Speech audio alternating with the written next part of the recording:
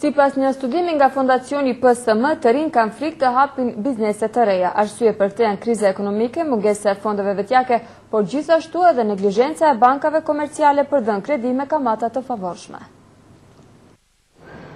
Të rinj në Maqedoni kanë frikë të fillojnë biznese të reja.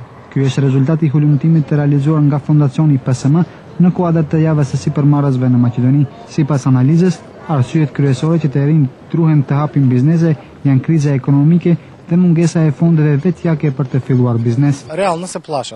Realisht kanë frikë. Ndikim ka edhe kriza ekonomike dhe periudha e tranzicionit e cila në Maqedoni po zgjat 100 vjet. Rinisi duhet një nxitje e vogël për të hapur biznes të vet. Analiza ka treguar se në krijimin e situatës të tillë ka ndikuar edhe mos interesimi i bankave komerciale për të ndihmuar bizneset e reja.